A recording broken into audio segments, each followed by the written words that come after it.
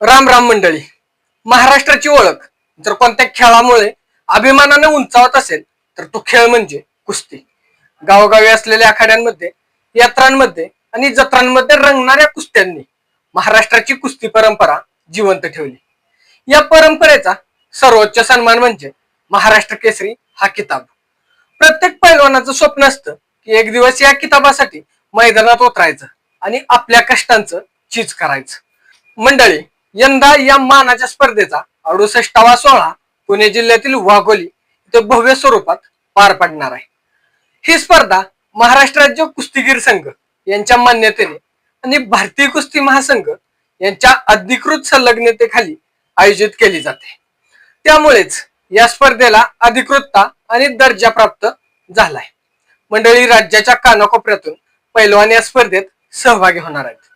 महाराष्ट्र केसरी ही केवळ एक स्पर्धा नाही, तर मेहनत, जिद्द आणि परंपरेचा उत्सव आहे. पहाटेपासूनचा कडक सराव, लाल मातीत घामाचा चिखल करत आणि मॅटवर घामाची आंघोळ करत, कडक आहार पाळणं आणि वस्तादांच्या मार्गदर्शनाखाली सातत्य ठेवणं, या सर्वांचा परिपाक म्हणजे महाराष्ट्र केसरी कुस्ती स्पर्धा. या किताबामागे अनेक त्याग दडलेले असतात, परंतु एक वास्तव असंही आहे की पूर्वी महाराष्ट्र केसरी विजेत्याला मुख्यतः चांदीची गदा आणि किताबच देण्यात येत असे. वाहन देण्याची परंपरा नव्हती.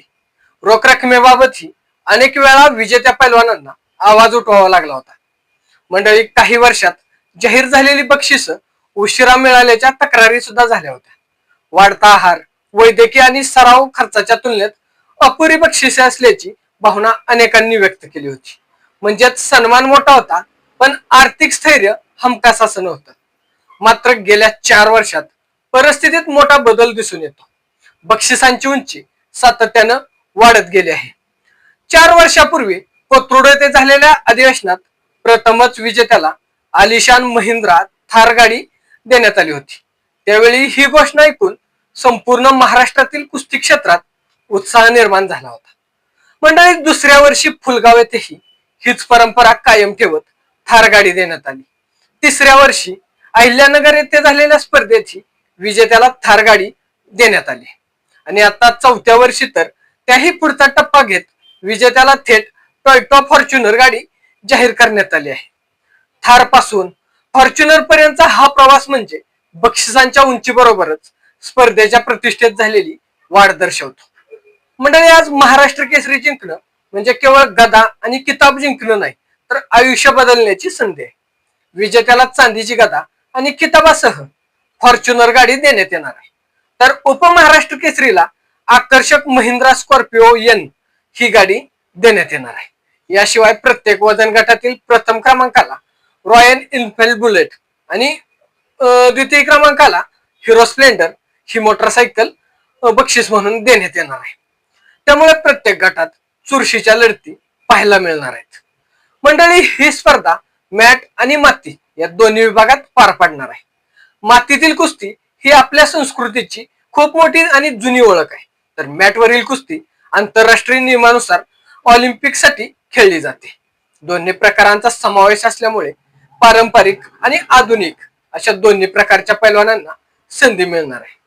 मंडळी, या सगळ्या घडामोडीतून एक गोष्ट स्पष्ट होते, आता केवळ सन्मान नाही, तर आर्थिक सक्षमीकरण ही केंद्रस्थानी येत आहे. वर्षानुवर्ष मातीमध्ये घाम घालणाऱ्या पैलवानांना योग्य मानधन आणि जीवनमान उंचवणारी बक्षिसे देण्याचा प्रयत्न संघटनेच्या वतीने आणि आयोजकांच्या वतीने होत आहे. परंपरेचा सन्मान राखत आधुनिकतेकडे टाकलेले हे पाऊल निश्चितच कौतुकास्पद आहे. मातीतील आखाड्यापासून ते आलिशान गाड्यांपर्यंतचा हा प्रवास म्हणजे महाराष्ट्राच्या कुस्ती संस्कृतीचा विकास आहे. आता सर्वांच्या नजरा लागल्या आहेत त्या अंतिम क्षणाकडे. कोण होणार 68वा महाराष्ट्र केसरी? कोणाच्या खांद्यावर येणार चांदीची गदा? तसेच ह्या प्रश्नांचं उत्तर मिळणार आहे ते वाघोलीच्या महाराष्ट्र केसरीच्या आखाड्यामध्ये. धन्यवाद.